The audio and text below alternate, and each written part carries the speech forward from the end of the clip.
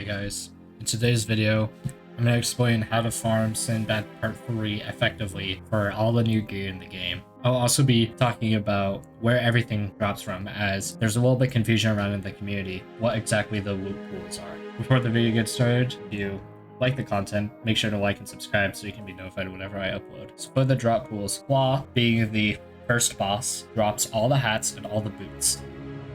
Mastermind, being the second boss, drops all the hats and all the robes.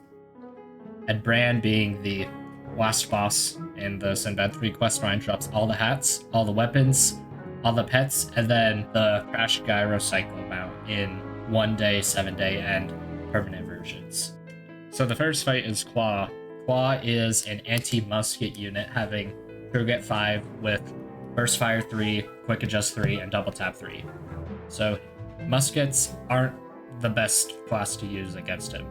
The best class to use is any melee class, Buccaneers, Swashbucklers, and melee Privateers. The minions he does have, the Brawlers do have a Vicious Charge and can chain off Relentless and Blade Storm, so just be aware of that.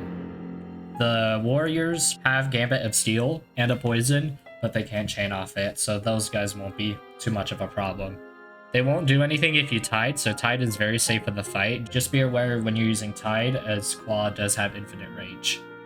Now for the Mastermind fight. Mastermind is another anti-musket unit having True Grit 5, Burst Fire 3, and Double Tap 3 being his main epics.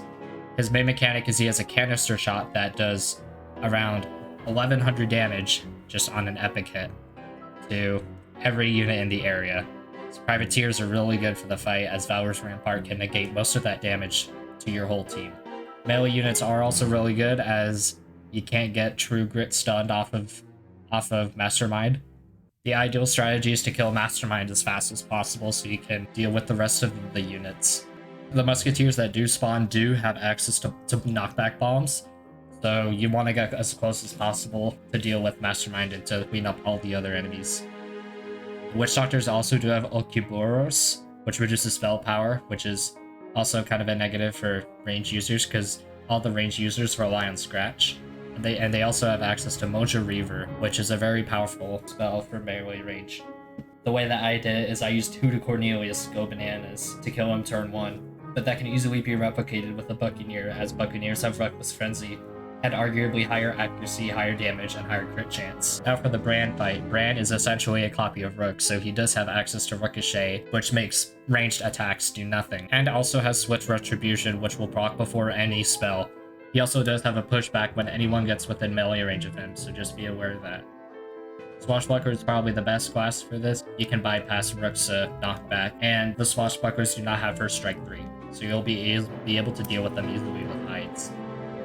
One major concern in the Bran fight is if you do Tide, the Swashbuckler Golems will use Walk in Darkness, and the Privateer Golems will use Valor's Fortress. Generally, they use it on the same enemy. That won't be an issue if you're using Scratch, because Scratch does have access to Purge, which does remove all buffs in a 3x3 radius.